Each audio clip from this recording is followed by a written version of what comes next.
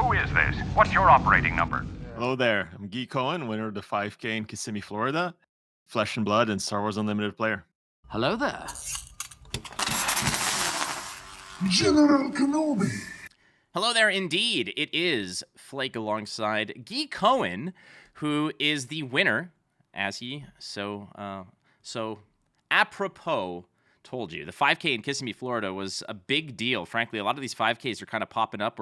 We're coming to the store championships. May the Force around the corner. Who better to have on the broadcast here than a winner of one of those big tournaments? Didn't win on Sabine. Didn't win on Boba Fett. Won on Darth Vader. It's so cool to have you here, Guy. How are you, man? Good, man. Thank you so much for having me on. It's an honor. It's not an honor. It's an honor for me here because you are somebody who has basically just sort of left a footprint in various different card games. I know you primarily through Flesh and Blood because we met at, I think it was the Realm Rumble in December. Was that where it was? No, it was Battleheart in Chicago or Milwaukee, one of the Northwest ones. It was a min-max event, right? Yes, it was a min-max event. It was a min-max event.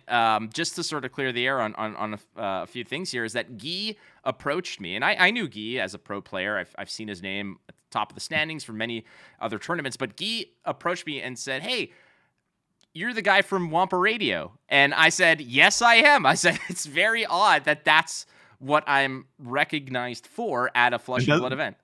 That's when Wampa Radio was not that big, right? It had just, I think we were maybe like less than 10 episodes deep, if I'm not mistaken. Yeah. I don't even think Doa was on the show back then.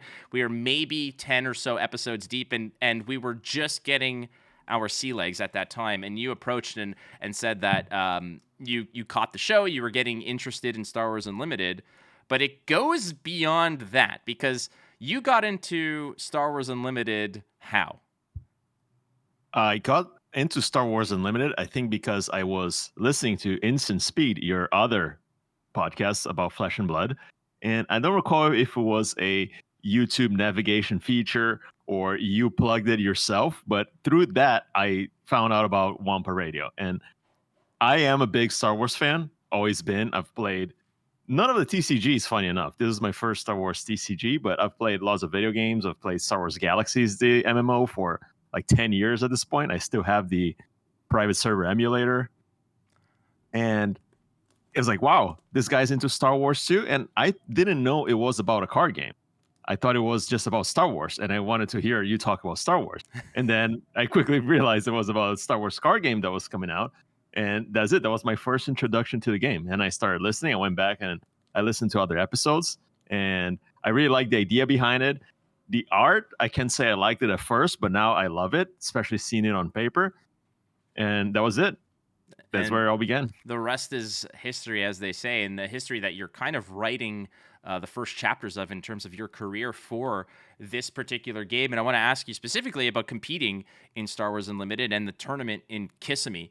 Moving into that tournament, you've had so many other experiences for, running the Swiss gauntlet of, 6 or 7 grueling rounds before you get to that top 8. I'm wondering if this tournament felt any different than, those different gauntlets that you run for Flesh and Blood, because we all know that Flesh and Blood is a game that is so grindy, because you may run a 50-minute round and use every second of that clock, but it's only one game that you've played. This is a best of 3, and I'm wondering if this tournament felt different than your previous competitive exploits in card gaming.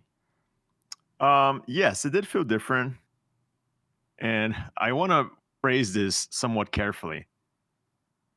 I want to say that it felt easier, and I think at some points it did. Some of it because of the mechanics of the different mechanics between Flesh and Blood and Star Wars Unlimited.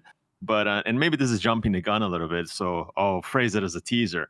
The deck that I brought to that event, and I don't think this is the case anymore, but that day, I think made things a lot easier than most tournaments that I'm in. It just seems like it may have been a little bit of a silver bullet for what was going around. I played it this past weekend, actually. I had a very good success with it. I mean, I got stomped by a very like a Palpatine deck that seemed like a remedy to it. Like it was a double green Palpatine that was just there to pretty much crap on a Vader list that you kind of brought, but that sort of alludes to the ebbs and flows of the metagame and how things sort of evolve over time. But this tournament specifically, how much prep and did you have going into this to sort of land on Vader, where everybody was talking about Boba Fett, Sabine, aggro, that kind of mid-range? Maybe you had like some random deck here and there pop up, like either a Chirrut deck that's just like comes out of nowhere, a Krennic deck or something like that. But you showed up with Darth Vader, which was already kind of in the periphery to a degree. Why was that the right answer? Can you give us a little bit more of some of the thought process going into you landing on Vader Blue? So I'll give you the quick origin story of the deck, because I was not the originator of it. The originator of it was a fellow Flesh and Blood player from Orlando named George Hudson, who also was in the top 16 of the Kissimmee event. And he had top 8'd the Atlanta 1K at SCG Con Atlanta 1 week before the 5K. I was in Atlanta as well, but I was there for the Flesh and Blood Battle Hardened. And I was leaving on Sunday. So on Saturday, between rounds, I go scout out the Star Wars event because I knew I was playing the 5K. I was interested, and I spot George over there. I knew George from RTNs and ProQuest, basically local Star Wars qualifier events. Pardon me, Flesh and Blood events. And he's doing well. I think it was like 4-0 at that point, and he's playing Darth Vader Blue, which I had not seen at that point. And I asked him, hey, like that looks interesting. You're doing well. Like, can you send me the list? So he does and sends me the list that Saturday night. And my first thoughts are, this is nonsense. What the heck is this? I Am Your Father, 3 super laser blasts. It was like nothing I had seen before. As a matter of fact, I had seen the red Iden all events sort of deck, but even those look quite different. And in my head, Darth Vader was also kind of a meme hero, probably because he's included in the starter deck. And I think I associate this sort of intro product with not so good cards. But nonetheless, I'm intrigued. I know he made top 8 and all. So we decided we're going to jam some casual games on Sunday morning before our flights out of Atlanta. And I'm playing Boba Yellow. That's what I was going to play and at the 5K beforehand. And that's what I brought with me. We play like 4 or 5 games. And it's a massacre. Like, he wins all of them. Maybe one was close. Then I pivot over to Leia Red, which I also had sleeved up with me. And I think we go something like 2-2. Because I thought, it's like, man, like you can't beat this playing mid-range. This is kind of crazy. How about aggro? And even against aggro, it seemed like it could hold its own. That's why I told George, like, man, you might be onto something here. This is really good. To add a little more context, George he's a deck builder to his core, and he will show up with always something spicy. Whether it's good or not is hit or miss from my experience with him in Fab. So at first, my idea is like, oh, yeah, this is just George being George. But after these games, I was very, very interested. Clearly, he had hit something. He was onto something for sure. So I told him, listen, man, I'm going to start playing this deck. I'm going to order all the cards as soon as I get home. And if they get here on time and I like this, I'm going to pivot. I'm going to play this at a 5K. And he's like, dope, let's do it. So I spent the entire week, especially the first 2 days, Monday and Tuesday, jamming as many games as I could and picking his brains and challenging his card selections. And at this point, we're working together on the list. He's working also with other players, and he's in the KTOD Discord. They're doing a public forum on the deck and all of it. By Tuesday night, I'm sold. And the thing about this deck is it has, or at least had, maybe at this point, the metagame is adapting, like you said.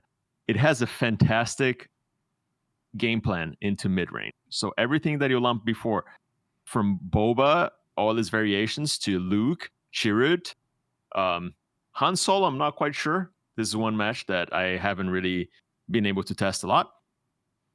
It's not like these were favored matchups. They were free. And going back to when you asked me, did this tournament feel easier or harder than a Flesh and Blood event? I would say easier, but because 5 of my games were like non-games. It's not like they were like close games, but my deck is a little advantage. The ways that the play patterns lined up were such that even if I wasn't playing perfectly, it didn't really matter because I could just. Well, yeah, that's where it came down to. Like when I was playing this, and like I practiced a few times, and I was like, I'll bring it to my locals and see how it goes. There were games that the games I won or the matches I won were all 2-0s. The only losses I had was to like this Palpatine Silver Bullet deck that just was there to crush my dreams. And there were games that I had won where I didn't even deploy the Vader. Like it just became an inevitability where I'm like, even to the point where, like you said, I was like, all right. And at the end of the day, it's just like Inferno 4 for 3 and heal 2. Inferno 4 for 3 and heal 2. Like it just became a series of until, okay, here comes the board and entrench and super laser blast and we're good. And now it's like, and they're just running out of gas at a certain point. This deck is such that, like you mentioned, a week ago or 2 weeks ago, it felt free for a lot of these matchups as you're kind of angling towards a particular meta. And I want to ask you, is the meta fluctuating more in this game than it would, you'd say, that you've experienced in other card games? It keep in mind, yes, it's only been out for 2 solid months, but 2 solid months is usually enough for some sort of stagnation or some sort of settling of the meta to a particular degree where what is up there, and then there is some variations of bubbling up. Do you feel like the meta is in a certain state of continuous flux now, or is it sort of settling down to a point of predictability? I think what you're seeing is sort of a symptom of the high information flow card game meta that we have currently, where you have a lot of excitement for the new game, but you also have these centralized sources of information. And I'm talking all the popular content creators, the 1 or 2 big tournaments that happen on the first few weeks of the game's launch. And I think people are very quick to jump to conclusions about the meta and about the card pool. And this is a deck builder's paradise, right? Because you get these clear targets to go after, and you get this sort of artificially settled meta, right? Where Boba is the best deck and is unbeatable, and this gets reverberated over and over and over in the Discord, YouTube ecosystem, and everyone starts to believe it, and then it's settled after only 3 weeks of the game being out, right? And then someone comes along with something that completely destroys whatever the perceived meta was, and nobody's ready for it. This is a very rare thing in card games, right? Because either the card pool is wide enough and it's been around that people understand it enough to harness the card pool. But I think what happened here is something very exciting, where you really were able to walk into that room on that Sunday in Kissimmee, and George and I, and my friend who also came with the deck and for other reasons didn't have as much success, feel that we had the best deck in the room, right? It's something that used to happen a lot more. I grew up playing Magic competitively, and back when our information wasn't all directed from a few sources, that happened. And some teams would roll up to the Magic Pro Tour and they would have broken the format, and it was amazing.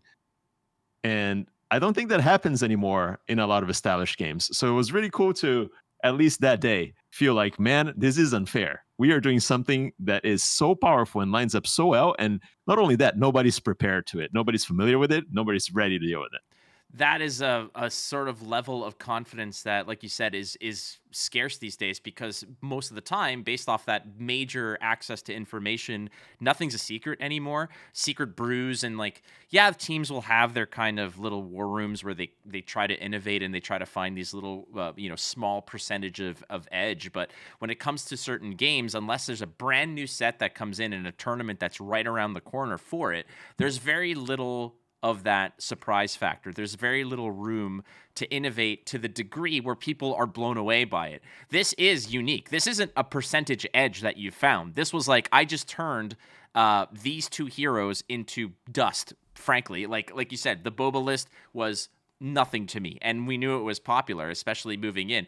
I think it was like Boba and Sabine represented I think it was like 35 to something percent of the meta. If you're walking into a tournament knowing I think that it was almost 50, as a it matter may of have been fact, 50, between yeah. Boba and Savine. I think Boba was a third, and I think Sabine sort of rounded up to the rest to half. If you have a deck that has a favorable like a 60 to 65% edge against half the room, you're not just feeling confident. You're feeling like, just put me into the top 8 right now. Like, unless you're rolling the dice and you just have a bad, some bad matchups, that is something that I think I haven't felt. And that is going to be fleeting, I think, is that sort of confidence. I think that you found lightning in a bottle, or George found this lightning in a bottle that you guys refined and got into there and show up in Kissimmee, and you have that confidence. But it is definitely rare. I think it does require a perfect storm of circumstances for this to happen. And even in, say, a new set comes out and there's a tournament a week after, the thing is, what happened with Star Wars, it's something that I think will only happen in like brand new games too, where not only the meta is fresh, but it was perceived to be stale already. Like Boba was already established as the untouchable best deck. When there's a new set, everyone's giving a fair shot to everything else, right? There's no perceived like, oh, this is the best thing and everything else sucks. But in this case, I think the meta had artificially settled. And when something came out to disrupt it, it was truly disruptive and not just something that worked as a gimmick. Well, there was the 8 Boba Fett top 8 that was basically about a month old from now. But I was having conversations with some very prominent pro players from Flesh and Blood and other card games that basically they're like, oh yeah, this game sounds amazing, but it's already solved. And I was like, I tend to disagree. They're like, well, 8 Boba Fett's in the top 8. The game has been solved, so I'm no longer interested. I said, well, that's unfortunate that you're already off of it, but I'm like, I get it. You see 8. You see like a 200-person tournament, 8 of the top, 8 of the same hero in that top 8. It kind of leads you to believe that. But here we are, and now things are kind of settling, and they're continuously in flux to a particular degree. But ultimately, I want to get into your brain about metas that are open like this. And this is a point of discussion, I think, from a lot of pro card players, is that some like the predictability of a very narrow meta of like there's 3 decks and that's it, to the a more robust set of options. Like if you've got 8 decks that can that on any given Sunday can win a tournament, that's what I prefer. But again, I'm sitting more so from the broadcast entertainment side of things, where I like that kind of diversity. But in your regard, Guy, as a pro player, as a tournament winning player, do you prefer it when things are a little bit more uncertain, there's murky waters, and maybe you can rely on skill and intuition? Or are you more so somebody it's like, no, these are 3 decks, this is the meta, and it comes down to small marginal percentage points and repetition? What is your preferred state of meta? Clear-cut answer, the latter. I really like open metas, and I didn't really understand the discourse that was going around in Flesh and Blood. To give your listeners some context, Flesh and Blood has had a probably unprecedentedly open meta over the past couple months, and a lot of pro players almost revolted against it because claims that it turned the game into matchup roulette and you couldn't prepare for everything, therefore you were always going to have bad matchups. And then in a game that is promised to be very skill centric, having matchups that felt hopeless didn't really jive with that. I think there is a certain phobia of this sort of accepting your bad matchups in competitive card gamers. And I think a lot of times this holds back some players from making the right decision. I don't want to get too deep in the weeds here. No, so that's why we're here. This is the Weeds podcast, frankly. There was an article, it was a Magic the Gathering article, and I want to say it was written by one of my Magic idols named Paulo Vitor Damo da Rosa, PVDDR. He is a very prolific Hall of Fame, multiple Pro Tour World Champion Magic player. And I believe it was him who wrote it. Sorry if it wasn't. An article about picking the best deck is not necessarily picking a deck that lines up well against the entire field. It's picking a deck that is going to be able to spike a tournament. Say, let's take the difference between a league or like a ladder ranking. You know, you play Magic Arena, right? Mm-hmm. Where you're going to play an infinite number of games. And over the course of these, I don't know, 100 to 500 games that you're going to play over a month, your ranking is going to be sped out of it. And you have a deck that achieves a 55% win rate. That's great, because over these 500 games, you're going to be able to leverage those 5%. When you're in a tournament, winning 55% of your games gets you in the maybe top 64 if you're lucky, right? But it's not going to win you a tournament. Mm-hmm. So Paulo's argument in that article is decks that have polarized matchups, but that really, really wreck those polarized matchups are the decks that are able to spike tournaments consistently. And it's almost like a paradigm. It's counterintuitive. And I think a lot of players don't like to accept the fact or struggle with putting some of their fate in the hands of, you know, the pairing software. But if you want to win a tournament, a lot of the times you really got to lean into that variance. You got to really lean into that luck, because, well, first off, you're going to have to be lucky to win a tournament nonetheless, right? It's not, no matter how skilled you are, unless you far outskill the entire competition, it's not going to happen. Right? We're not talking about sports here, where LeBron James can probably roll up to any collegiate level basketball game and dominate. Scored That's not how card games work. 198 points a night. Yeah, exactly.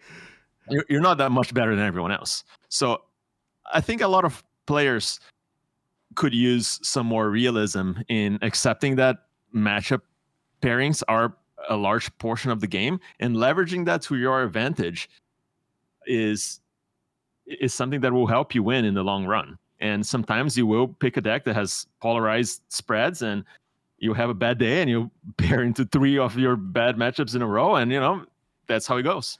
That is a well articulated thing that I have tried to convey to people in many different card games and aspects, especially card games that have a ladder system, that have sort of this global ladder rank system, usually obviously with an online client associated with. When I was doing when I was on the official Gwent Masters broadcast team, a lot of what we would talk about when it came down to deck selection and deck breakdown was I had to explain to the viewers that what you're seeing here is not what you're going to see on the ladder, because exactly to the point that you said is that if you have a deck that can win at a clip of 58%, that is going to get you to the top. That'll qualify you for the tournament. That'll get you into those high echelons because you have infinite amount of games. And if you just grind it out at a 58% clip, you're going to climb that ladder over time. You don't have time. Time isn't a luxury at a tournament. If you have a 58% win rate at a tournament, you're at a McDonald's at 5 p.m. because you went 3-2 and you're out of the tournament. Like, that's just the reality of it. And I'm glad that you brought this up, because you do have to catch, lightning in a bottle to a degree on that particular day. It has nothing to do about, well, if I just if I just jam another 100 games, I'll have a really pretty record. No one cares, because you're only playing 7 rounds of Swiss. So you better be 6-1 at the end of it, or you're going home. I think that's a very important thing to relate to. And before I get into some of the similarities between Flesh and Blood and Star Wars Unlimited, because I think there's a lot, I want to get to some of the questions about the tournament and your gameplay from some of the Ice Cave listeners. First being one of our Hyperfoil Patreon supporters. This is Lightsaber Larry, friend of the show, asking, wants to know if you ever found yourself getting upset after a game or feeling bad about a particular matchup or player during a tournament. How do you get yourself out of it or not let it affect your play? I think that this is a skill in itself, Guy, of how to kind of have that water off a duck's back kind of situation. I had that experience recently for the first time in my card gaming career, where I was actively upset at my opponent. And that was a match that I won. I'm not going to name names. I think everyone has their own strategy, and I think it's important for you to figure out what works for you. What works for me is not talk to anyone, just go outside, and I like to stretch. I like to move, and I'm a big yoga guy as well, so I don't care. I'll lay down in the dirty convention center floor. Usually in the carpeted hallways is what I prefer, and I'll just do some cat cows and some lizard poses or whatever, and that helps me clear my mind and get ready for the next round. Sometimes I'll do it just not because I'm upset or because I'm feeling a certain way. Whenever I feel myself becoming mentally detached from the mission, right? This is what helps me reset. So I can hear it right now. We're recording this currently. It's April 29th at about 6:45 p.m. Eastern time, and I can hear it in the future. All the people who are listening wondering, was it a Star Wars Unlimited game or was it a Flesh and Blood game where you had this experience? It was a flesh and blood game at the Calling Dallas. Okay. We'll leave it at If that. you know it, you know. Yeah. Oh, so there might have been some discussion surrounding this. We're gonna leave it at that, friends. We're not here. This isn't TMZ. We're not here to. No, there's no discussion, and I've made peace with the fellow player. Perfect. It's just some people. There were people around it, and yeah, it was a very upsetting situation. And everything is, what to say, water under the bridge now or whatever. Yeah. Everything's good, but yeah, that was uncharted territory for me. I had never been upset at a fellow player before until that moment, and it was good. I'm glad my stretching strat worked because I was ready to roll. I told my opponent, because the game went long, so the next round started right away. I say, hey man, I went down to the wire last game. Can I have 5 minutes? I'll go to the. I told him I was going to go to the restroom, even though I wasn't going to the restroom. I told the judge, hey, I'm going to go to the restroom. I took my stretches. I came back, felt fresh. Attaboy. That's the way to do it. It's only happened to me once where I got, I think, audibly frustrated at my opponent, and not because it wasn't like they weren't being mean or anything. It was a matchup wherein I didn't have I don't think I could win, but it was basically a situation where I had an out. Like I had a game plan. It was just it was like I was playing to like a 10% chance in that particular game. And ultimately there was like 8 minutes left. And I was playing a very defensive style. And at the end of the day, I was playing. Look, I'll be honest. I was playing Oldham, so it's hard to push damage through Oldham. And like I had a game plan. I was playing against a dash player, and I had a horn that I was cycling over and over to destroy their items. And I was like, if I can just do it, I can eventually win. And it comes down to it. And I still have like 20 something health, and I only tickled them for a few points. And the dude looks at the clock and looks at me, and they're like, we don't have much time left. And I said, that's correct. So you better kill me fast or we're going to a draw. And I was like I had taken, of the 40 minutes of the clock that had passed, I maybe took like 8 minutes of it. Like they took all the time to do all their sequencing and whatever. And all I was doing was blocking and swinging hammer. Like, it's not on me. I'm like, I have a game plan here to beat you. I'm playing to my out. I'm not just going to roll over for this dude. But like when they said that, and like I'm going super fast here, and the guy's like audibly upset that I'm not conceding the match. And when they said that, they're like, there's 8 minutes left, and like you don't really have a chance to win. I said, well, you better kill me then, because it's not on me. I'm like, and I ended up conceding at the clock, but I was so frustrated at just the audacity. It's like, dude, I'm like, I'm not here to ruin anyone's day. You're a better man than I would have been. Well, sometimes, people will say that stuff and just out of spite. And I was like, yeah, you know what? I was going to concede, but no more. And I think I was undefeated at that. I was like 3-0 at that point. And it was like a calling or something. And I was like, dude, and I was so mad. I was just like, but I should have gone and done yoga after that, because I went to my next game and just threw, because I was still thinking about the previous dude. So what's your answer? What works for you to mentally reset? That's a very good question. My mental reset is usually the fact that ultimately, when it comes down to the wire, my games don't matter, because I'm the high leverage games that I'm in, are usually early on, so I'm still fresh, because I'll start off 2-0, and then I'll go 2-2, and then it's kind of like it's a moot point at a battle hardened. But when I was in the big thick of the grind of PQs and RTNs and whatever, and like I went on this hot streak of like 3 weekends, I top 8'd 5 RTNs in a row, but I never won. And on that 5th one, I decided just to hard swap to Starvo, because I'm like, why am I doing this the hard way? And I picked Starvo when I won the PQ with Starvo, and I was like, okay, I'm done. But like literally in the past year or two, I don't think I've ever been in a position where I've been like upset. But if I had to be, I'd say that, like you said, is the best thing to do is just to separate yourself from the environment that you're in, of all the noise, all the pressure, whatever, and just give yourself 5 minutes of silence and 5 minutes of solace to just put it in the past. Just clear your mind, because if there's so much noise going on, you're never going to separate that thought, because there's so much other noise around you. But yeah, I guess that's it. You have the right strategy. Another question coming in from Spiri, also from the Discord, asking, what were some of the most common mistakes or missed sequencing that you had? Anything particularly innovative that you saw during your matches? I guess that's a two-parter there, but I'm curious. One of the things that a lot of players have told me while watching games or playing is that this is still a game that players have to become refined towards. Sequencing is so important in this game, and I'm asking you, what are some of those sequencing issues that either you yourself fall into, like the errors, or that you witness very often?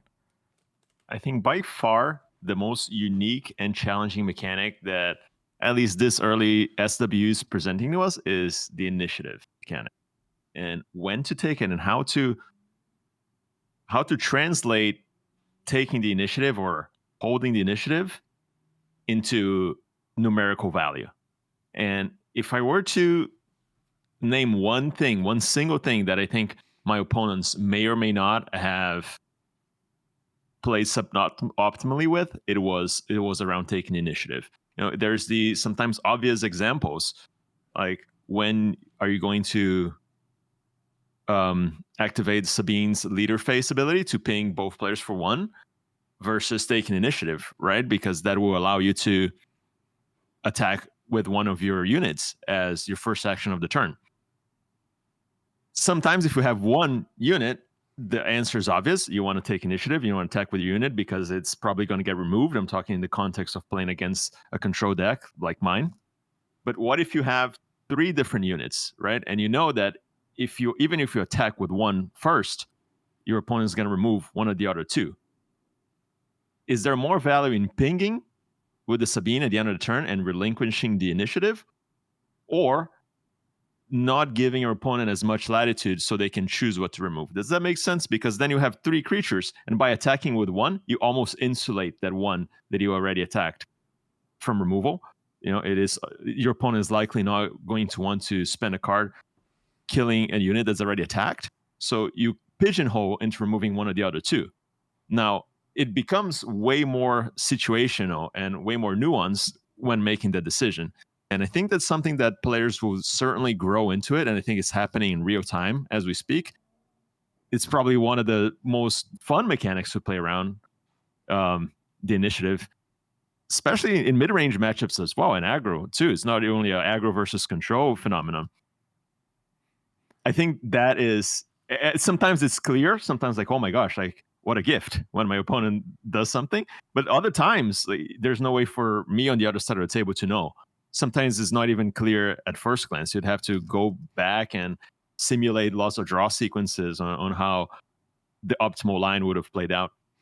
Finding a numerical value to associate to the initiative, it's not static, it's not just set in stone, it's always fluctuating based on board state, etc. But that's one thing that I found as well, is that, and this is a conversation that when I'm testing with Doa and we're practicing, is we very oftentimes will run back, especially in the early phases of, okay, is initiative better than pinging with Sabine here, or what's the situation? And the fact that a lot of players will try to basically squeeze out every action that they possibly can in lieu of taking the initiative, I find that there's often lost value. And I'm still learning where and when to take it. But what I've found is that where I've improved, because I was losing all the time playing this game. Mind you, I was also playing Palpatine. But what I learned and what improved me moving forward was basically saying, is swinging for 2 here and squeaking out 2 damage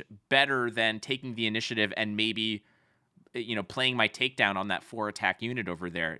What's the difference in the value here? Well, the value here is that I'm not dealing 2, but I'm not eating 4, and I feel like that is very much an important an important element here. And And sometimes it's easy like that. Sometimes you can just compare 2 and 4, but sometimes the numbers are 2 and 2. Is it better to prevent 2 or is it better to deal 2? Sometimes the numbers are different, but don't really line up with your meta plan, like your long-term strategy in that matchup, right? The famous who is the beatdown in this matchup. Sometimes you're able to deal 4 and take 2 from their unit who's going to attack first with initiative now, but it's still not worth it because long-term, the 4 damage doesn't matter. So I think this goes into meta strategy.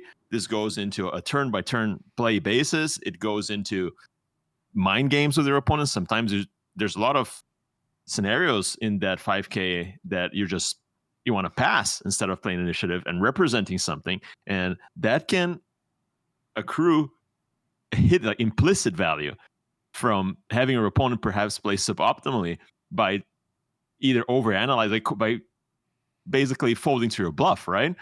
Say you pass with 2 resources open. Does he have the entrench? Should I not deploy my leader?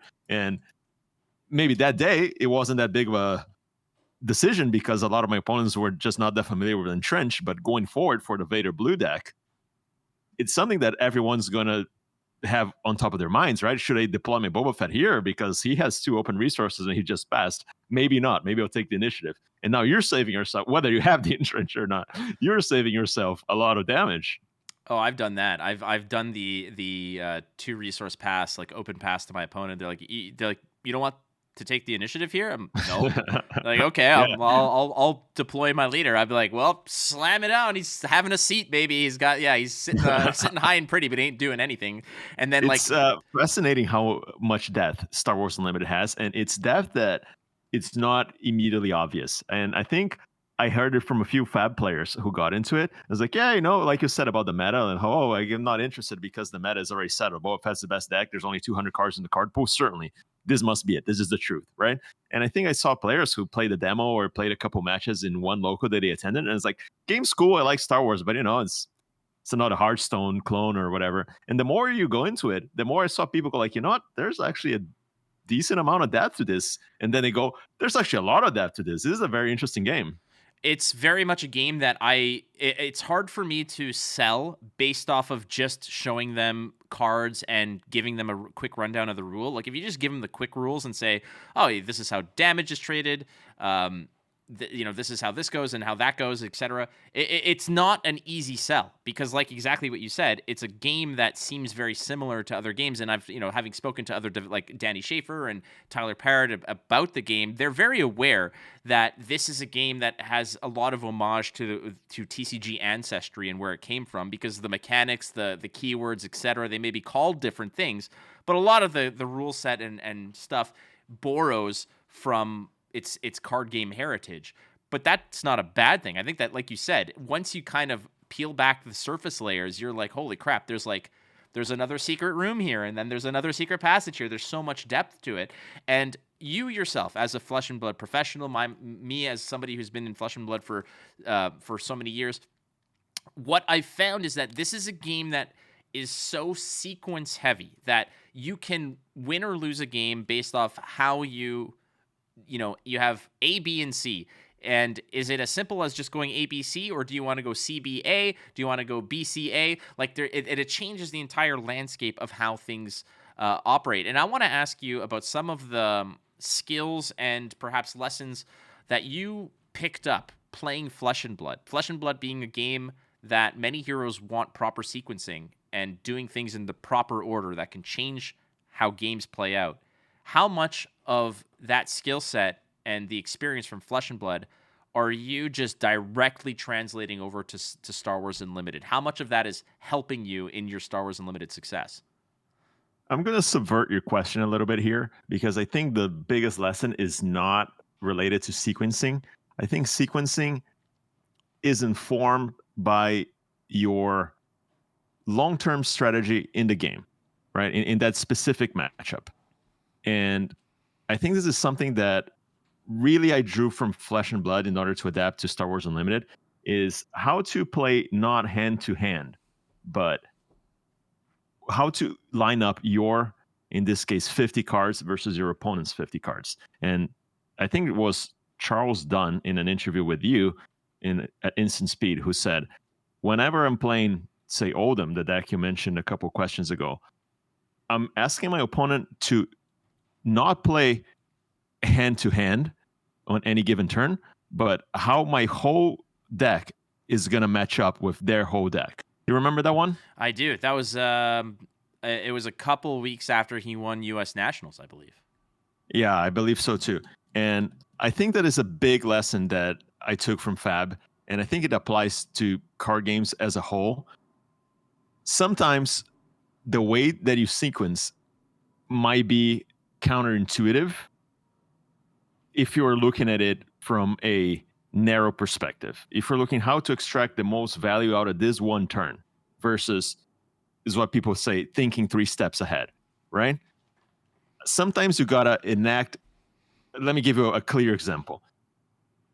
There was, I want to say top 4, maybe even the finals of the 5K, where I had a Boba Fett entrenched, and it had some 2/2 or some 3/3 unit that had been targeted by overwhelming barrage. So it was now a 5/5. And I didn't have anything else to do on my turn. I had already played whatever it was, the entrench or something. And I had a Power of the Dark Side in my hand. So I could choose between keeping the Power of the Dark Side and taking initiative, or just playing the Power of the Dark Side. Even though, more likely than not, they could just sacrifice their Boba Fett leader that was entrenched and was probably not doing anything. And I chose to play the inefficient, quote unquote, Power of the Dark Side anyway, on the chance that they might sacrifice their buff creature, because it was, at face value, perhaps worth less than the Boba Fett. Right? It was I think, a Cartel Smuggler or 2/2. I think they made the play where they just sacrificed the Boba Fett anyway. So basically my power didn't get any value. But what I was thinking is, one way or another, this card, the power, is not going to matter.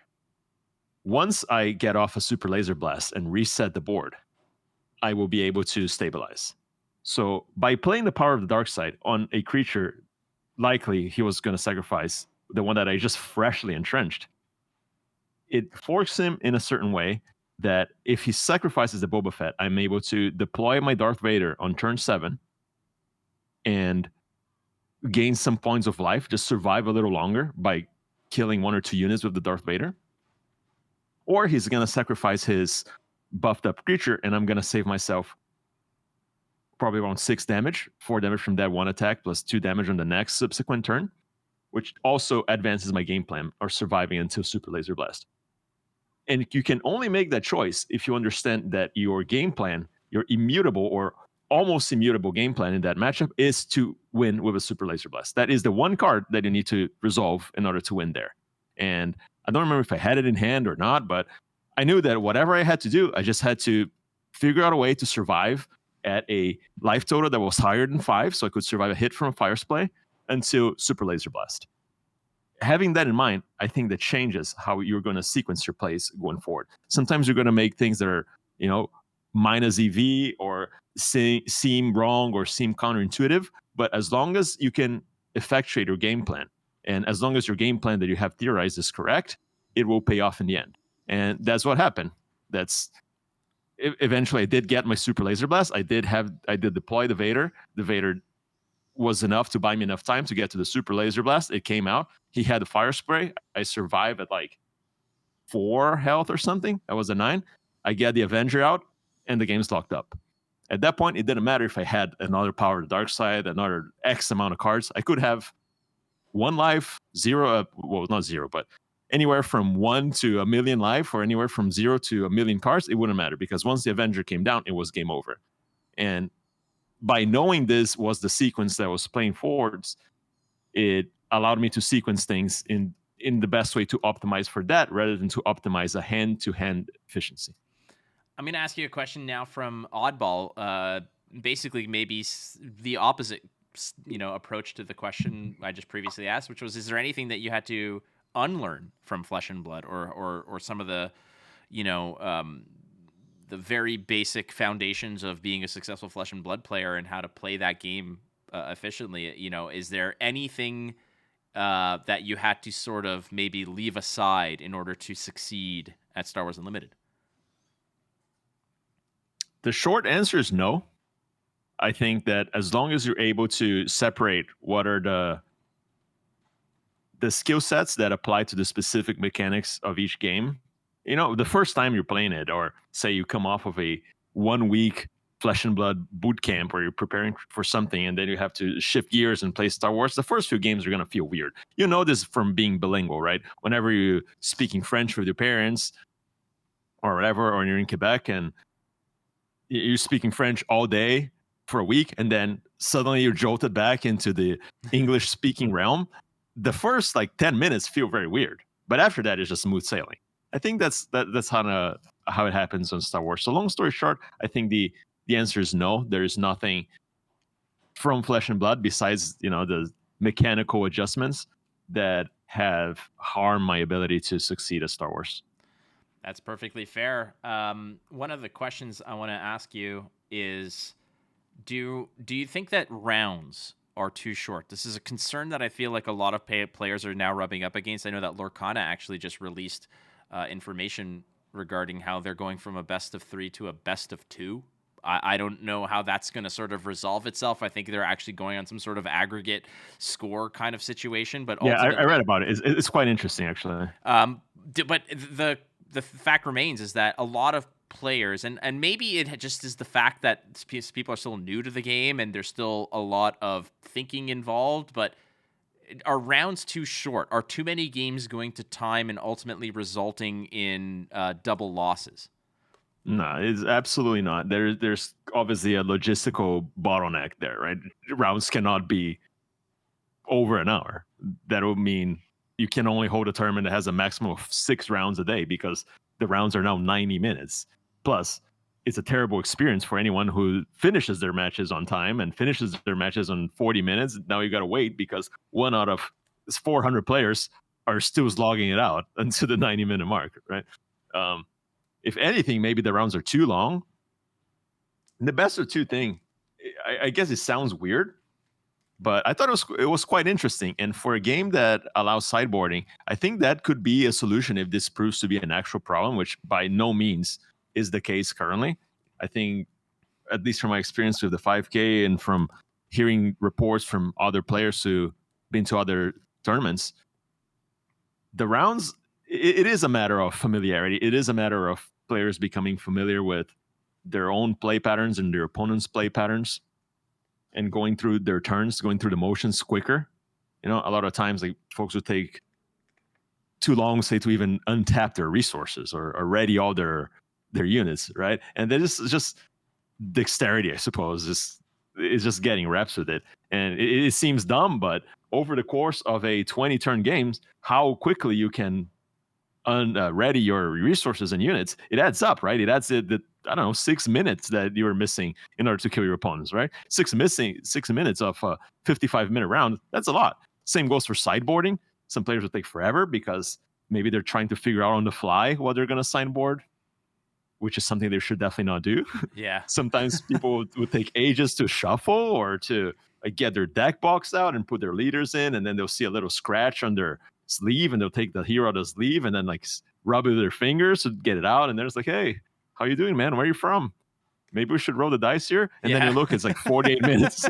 Yeah, I have been in those situations where it's like they'll find their seat, you're sitting down, and it's like, and then the judge is like, "All right, time starts now," and then you're ready to go. You're shuffled. You present your opponent the deck, and they're just like putting, and then they're doing the piles shuffling, and then they're doing this, and then like, all right, then they go, they're like, "Oh, hold on, I forgot my," and it's like, oh my god, and by the time you're end of it, and then it goes to time, and you're like, come on, man. It's like, dude, it's like, how much of this was just because there was, like you said, a dent on one of your sleeves, or the die you rolled wasn't your favorite one. For anyone listening, guys, don't be hesitant to be assertive in these sort of situations. You're not being an asshole. You're not being rude, and you're not being impolite. If you tell someone, "Hey, like, let's speed up. We're already losing time. You know, this match could go on time. Nobody wants that. It doesn't benefit either of us." And, you know, maybe the opponent will have some pushback, but call the judge. Like, don't be afraid of hurrying them along, because sometimes it's not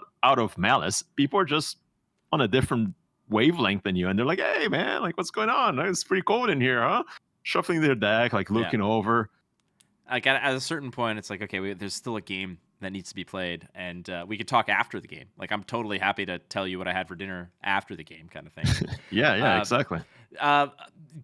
Being somebody who is so well entrenched in Flesh and Blood's pro circuit, I'm curious how you might envision Star Wars Unlimited's pro circuit. Now, we do have some very basic framework, like the skeleton of what it's supposed to look like in terms of the different echelons that there are. But let's talk maybe about frequency of tournaments, of prizing, etc. What is the pie in the sky ideal for you in terms of what the Star Wars Unlimited, like the Galactic Championship circuit, might look like? I think what Flesh and Blood does so well, and Magic used to do very well, and from what I understand doesn't anymore, is the intermediary between your weekly local and your battle hardened / calling event. What are they called? Like, what, sector qualifiers or something? Yeah, there's like sectors and like planetary, etc. Yeah. So whatever it is, the intermediate level, the second level of tournament, what is one step above your weekly play environment, I think is what Flesh and Blood really, really comes together, where you have an atmosphere that is competitive and there's something on the line. Flesh and Blood does with promo cards. The promo cards in Flesh and Blood are extremely desirable, and it really pushes people to really want to. We're talking about $1,000 plus cards that you can win by taking home, dispatching 21 other players, right? You're not talking about defeating, the 500 best players in the world. You're talking about beating 20 players from your state or your district or whatever. So if Star Wars can replicate some of that, where there's a tournament that it's not as much of a logistical commitment to attend, but still instill some sort of competitive ambition on the players, that is the most important thing. Because once that happens, that's what's going to hook up people to look into the sector qualifiers or the planetary, the galactic, whatever. That is the step number one. And nobody's going to decide to, on a whim, purchase a $1,000 flight to some country in Europe to play a side event of a tournament they're not qualified for just because they love the game. Obviously, some people are going to do it, but not a lot. But if you've had a few experiences where, whether you had success or not, you felt that competitive bug, I think it becomes more and more attractive for the average player to take the next step and take the C3OP program seriously and really want to dedicate themselves and find that as a fruitful competitive outlet. Do you think that... Oh, sorry, go ahead. Yeah, long story short, I think if there was anything for FFG to invest on, it would be whatever that second step is. I think those must be the planetary qualifiers.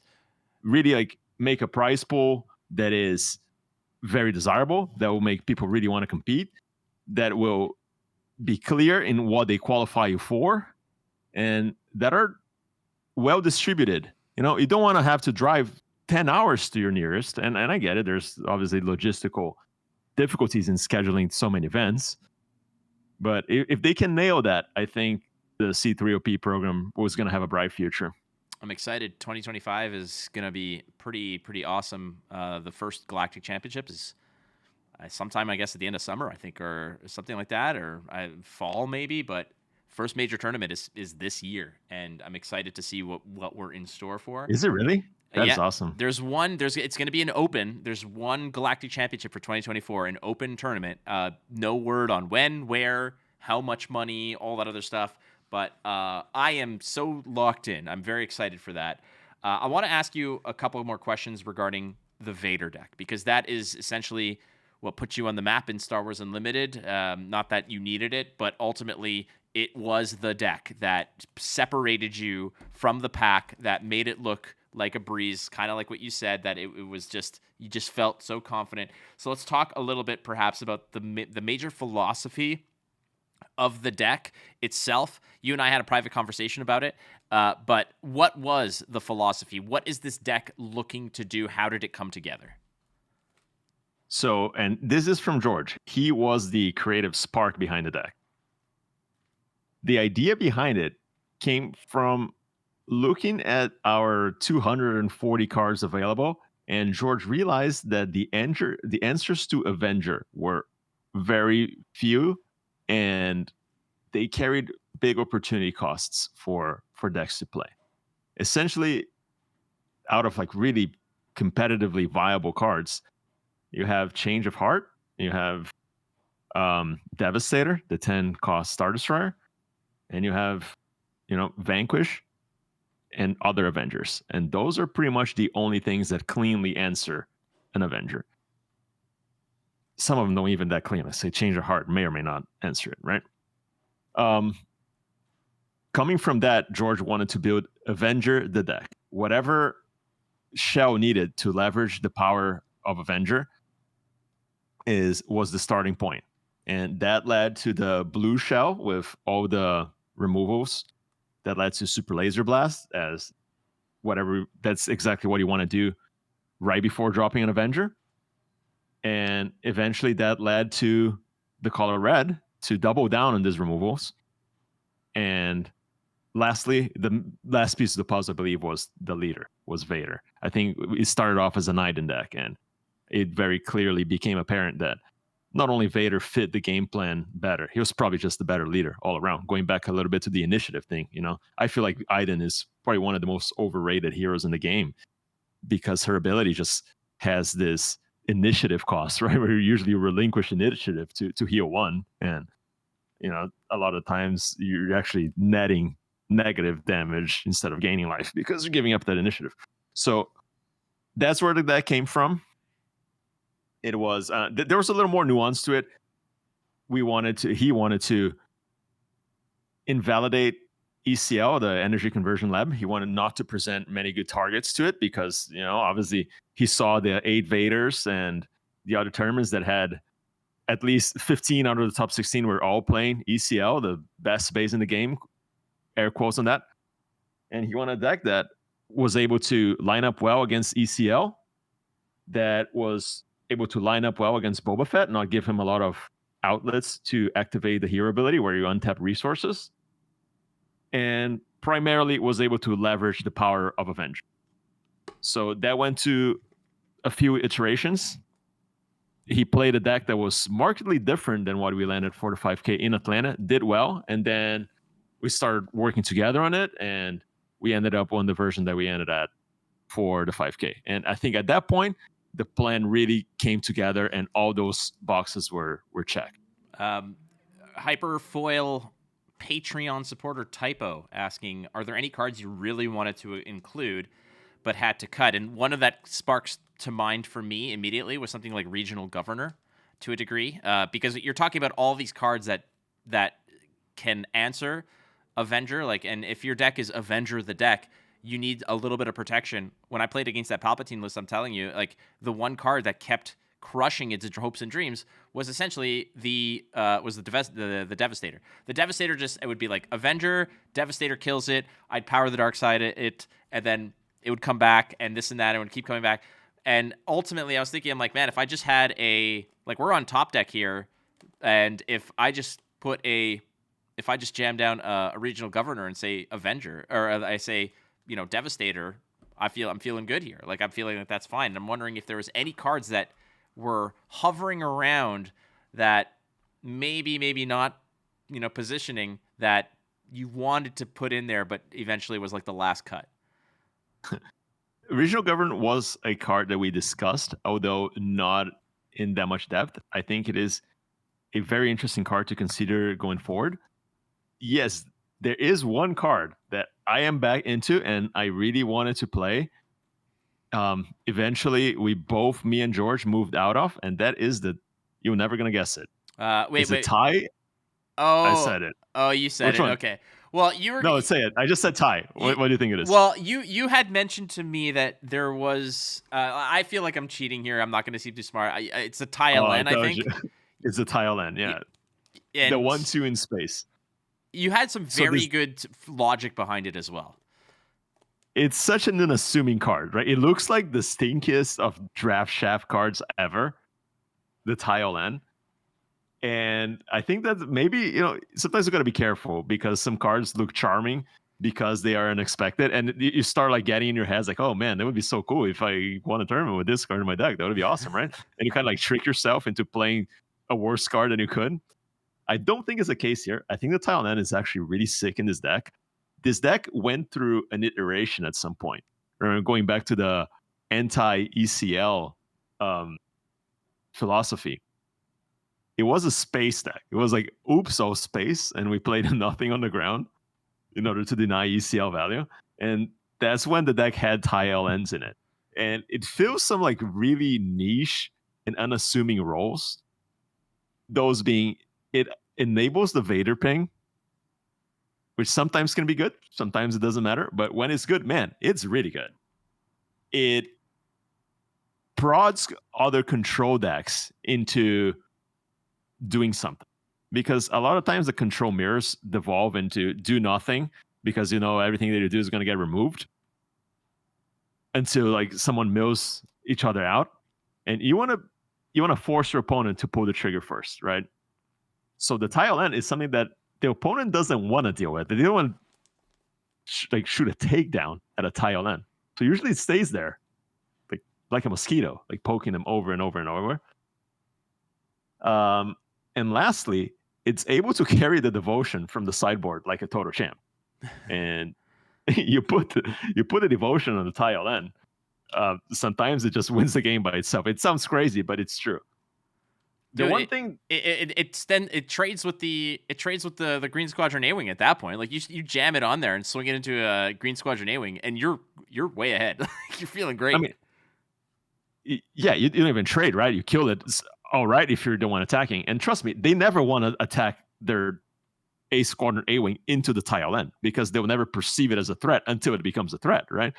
That's like, oh, surely I'm going to waste my action here and put my A-Wing at 1 HP, which means it now gets Vader pinged just to clear your tile end. Like, they'll never do it proactively. So it lives forever. It's able to swing races. Like, again, believe it or not, you've had it from turn 1, swinging 2 every turn. By the time they realize that thing's already siphoned 8 life out of them, right? And now your Vader pivot is that much more powerful because they're able to put them out of their misery a whole 1, maybe 2 turns faster. I love it. So it has a lot of implied benefits. Maybe nowadays it's not that good for its own. Like Vader's gonna be a victim of his own success because tile end is not good against Vader himself, right? Because of the ping. But this is a card that I would love to have back in the list. And that's the card that I really wanted to play and ended up not playing. And I think it was a mistake. If I could have gone back in time, I would have played it. You could have won even more. Yeah, I could have won even more.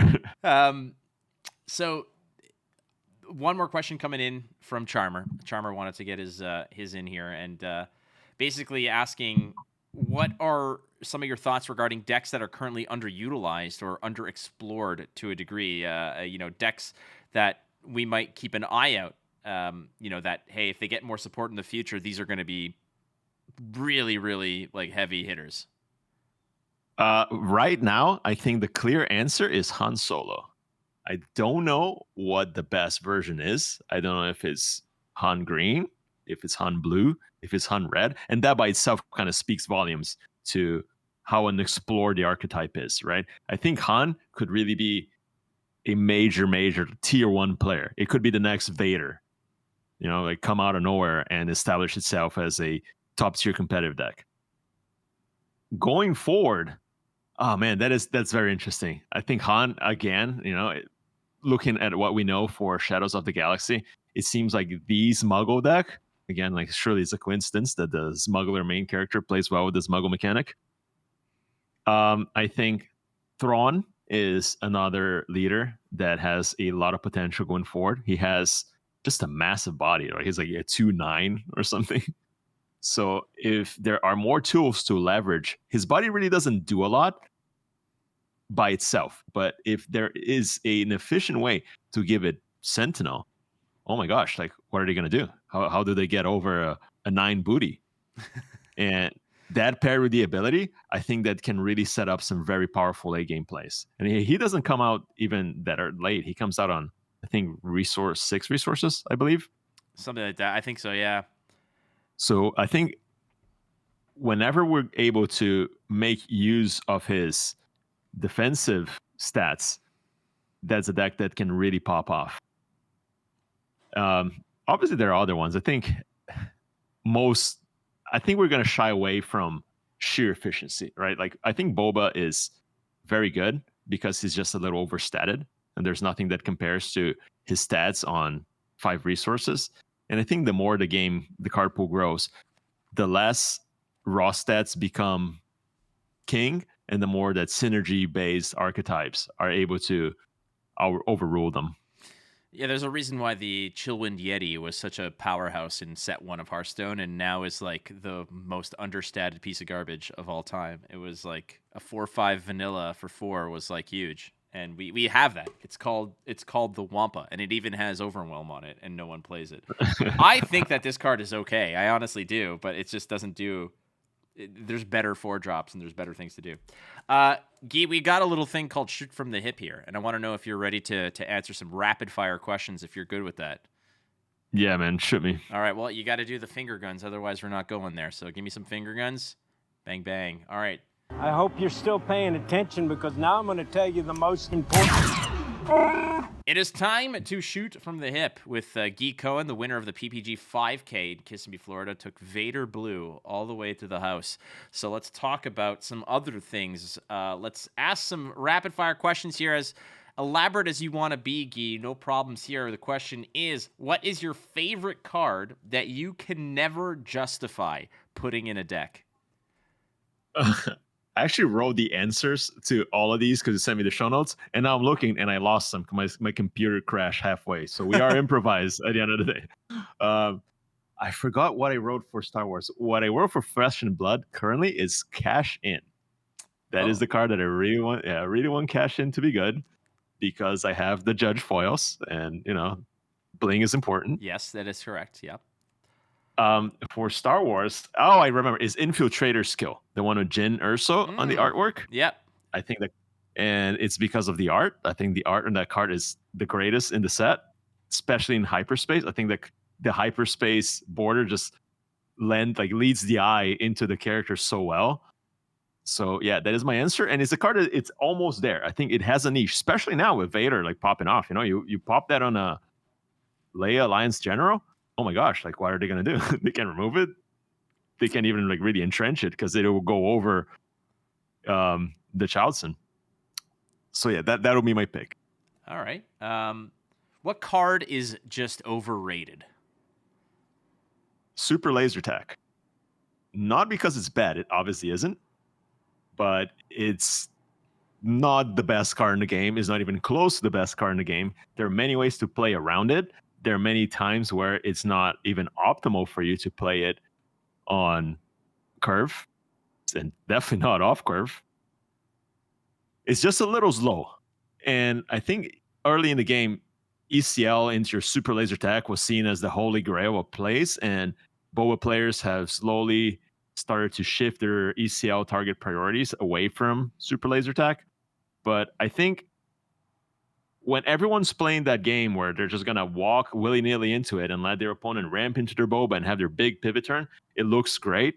But I think it's so easy to play around, and it is so bad off curve that it is not nearly as good as it was initially made out to be. Still good card. Don't cut it from your Boba deck, but certainly overrated. Hey, that was an Ice Cave Radio spoiler card. So you speak kindly to our good DJ Death Star. He put it. Was it really? It was. That was our spoiler card. What I find is what you said is spot on, because on turn 3 when I'd be playing and I'd have it in my hand, but I also have a make an opening and there's a 2-body on the ground on the board. I'm like, do I remove or do I play this Super Laser Tag and get beaten to hell off of this developing board? It just becomes cumbersome and it's very difficult, to the point where I'm like, no, I have to really be stubborn about playing into ramp, and then we'll deal with the problems later. But often, God forbid they win space and you don't even have the choice, right? Yeah, you're gonna play the Super Laser to hit them for 2 while they beat your head in with A-wings. Yeah, and there's nothing you could do because they're just well, what are you gonna do?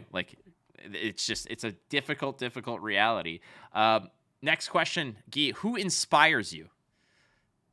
Boring generic answers. My dad, my best friend, and definitely like easy answer inspires me in everything that I do.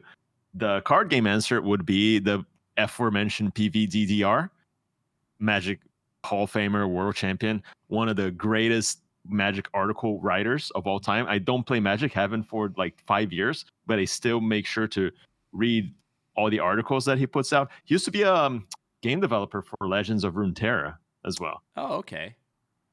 Yeah, So the name yeah, rings a bell. I couldn't pick him out of a lineup, but I know the name. I know that name. It's a good answer. I think my dad is usually like that is the I think we're like 4 for 4 or 5 for 5 on people saying that plus somebody else, which is super cool. Guy, what is your favorite aspect? it's cunning. Cunning is my favorite aspect. It is a close first. Blue vigilance being the second. Red aggression being the third, and a distant fourth would be command. But Okay. cunning reminds me a lot of blue in Magic. Cunning itself, the card reminds me of one of my favorite Magic cards, Cryptic Command, and I really enjoy the tempo play style. I love it too. I would say that I made those like parallels as well. I think I'm on record for like 19 different episodes saying that cunning is blue in Magic. That's all it is. Cunning is blue, and like it or hate it, that's what it is. What song do you play to hype up yourself for a day of competing? Well, I don't. I am not a big music listener at all, which I don't know. Maybe sounds weird to a lot of people, but it's not that I don't enjoy music, but rarely do I put on my headphones like, hey, I'm gonna listen to some jams. Although in the hypothetical scenario that I did, it would be Viva la Vida by Coldplay, which I don't even love Coldplay, but that song does like it feels like I'm walking into battle listening to it. And it has the like historical context lyrics. And I love history. So I think that really excites me. The Star Wars answer is the theme song to the Bad Batch. Oh, okay. That's a good answer. That's a very good answer. Let's ask you this then: aggro, mid range, or control? Who are you? Can I cheat and say tempo, aggro control? Yeah, you can cheat. It's shoot from the hip. You can do whatever the hell you want, man. Yeah, I would say aggro control, which is not. It's not exactly tempo, but usually that's how it plays out. It's basically a deck that is flexible enough to position itself as either the aggressor or the control deck, at least, but not for the entire game. Different from mid-range deck, where in some matchups you are always the defendant, like you're always trying to survive, like if you're playing mid-range versus aggro, and in some other matchups you're the aggressor. Aggro control decks, and a perfect example to all the Magic players. It was a very heavy Magic reference episode. Would be fairies back in the day, mono blue or blue black fairies. It was a deck that always ended the game with a big aggressive pivot, right? You would play your Sign of Una and hit them with all your Mutavaults that are now coming in for 3, and you'd put the game away. You'd take an aggressive stance out of the blue. I like decks that are able to do that, and I think that's one of the main reasons I played Dromai in Flesh and Blood, which felt like a deck that was trying to survive until it didn't, and when it turned the corner, it did so with brutal efficiency. And once Dromai was ahead, it was so incredibly difficult to lose from that scenario. It was one of the decks that best were able to leverage being ahead in the game, and that's usually what aggro control does. Yeah, it's like like playing Aura Prism back in the day. It's just like, all right, I'm gonna get my head cracked in for like 4 or 5 turns, but as soon as I got like 4 or 5 auras on the board, I'm turning the corner because I could basically block with 3 cards and then send like Hell's Fury at you for the rest of the game. I don't know if the Vader deck qualifies. I don't think it qualifies as aggro control, but sometimes you pivot with, especially against aggro, where your win condition is not Avenger, but it's Darth Vader. When you are able to do a Darth Vader pivot and sometimes lap the lightsaber on it and just goes balls to the wall on them, it is a great feeling. It's one of my favorite postures to take in card games. Love it. Next question is: what character do you want to see be made into a leader, and what aspects would they be? The answer is Cad Bane. Oh, and my man. I would like him to be Vigilance Villainy. And I would like him to be an aggressive slanted hero. I would like him to deploy kind of like Boba Fett, to deploy early. And I don't know. I wouldn't want him to have like fat stats like Boba does, but I would like him to have shielded. Obviously, if you watch the Clone Wars, it would be criminal for Cad Bane not to be a shielded unit, and I would like him to express that like resourcefulness that Cad does in the Star Wars media. And I would like him to open the doors for a more proactive style of blue, sort of like Chirrut does, but in the villainy spectrum, where you can maybe play to that posturing that I was trying to tell you about aggro control, right? Where you can have this like try to survive and use your power of dark sides and you're making opening cards until you deploy Cad and you're just turn the corner. It's a good answer. Cad Bane, probably one of the most unfortunate uses of live action Star Wars media when he appeared in Book of Boba Fett. My God, he was so good. He was so menacing, and then he wasn't. And it's like, well, I don't think we've seen the last of him. Guy, what is your most memorable win? We're talking individual games or tournaments? It could be an entire tournament, but it could be just one particular game that just resides in your mind as something that you're very proud of, perhaps. I think the easy answer would be my Calling Dallas victory. Maybe the finals of that tournament. I don't know because of the game itself, but just because of the context, right? It was a huge tournament. It was a mirror, a Dromai mirror. And I had a lot of time to kind of hype myself up between the top 4 match and the finals there. The other semifinal was another Dromai mirror, although all 3 Dromai lists referenced were very different. So their match took a while, and I was chilling there for like an hour, and I was looking at the list and thinking about it. I was like, how is my game plan gonna line up against my opponents? And we got there, and it was a smooth game, which is not common for large tournament finals. It was a smooth game, and man, like at some point, about 5 turns before we ultimately got the handshake, I knew like I was there. I knew I had won that game, and it felt like, is this even real? Like I have like this like 18 Ash Rings to 0, like for 40 life, my opponent's at 10. Like I knew the game would take a while unless he conceded, but I was like, oh my gosh, is this really happening? Did it really line up so well? So I think that was very memorable. Maybe for not the most like viewer friendly reasons, but for me it felt memorable. Hey, if it means something to you, that's what we're asking, right? And the last question I've got for you, Guy, is what is the mistake that you can't seem to stop making? Oh, easy one. It's having a good sleep schedule for sure.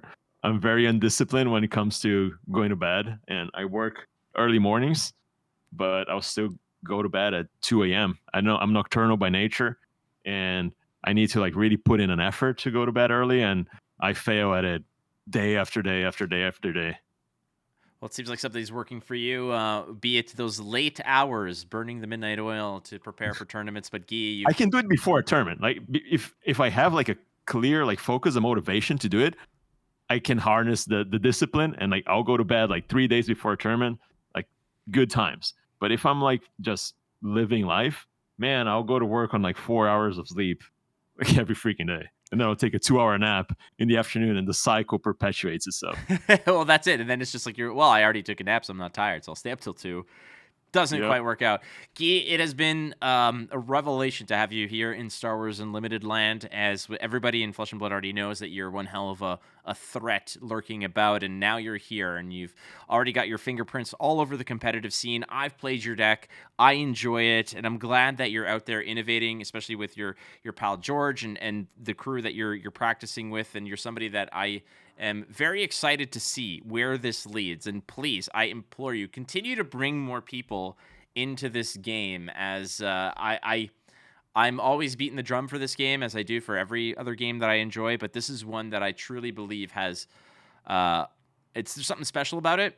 Much like Flesh and Blood, there's something special about that as well. And you're a bright, shining star in both games, and It's a good thing, man. So Thanks, congratulations man. on all your That's very success. flattering, and I definitely agree with you in terms of the specialness of the game.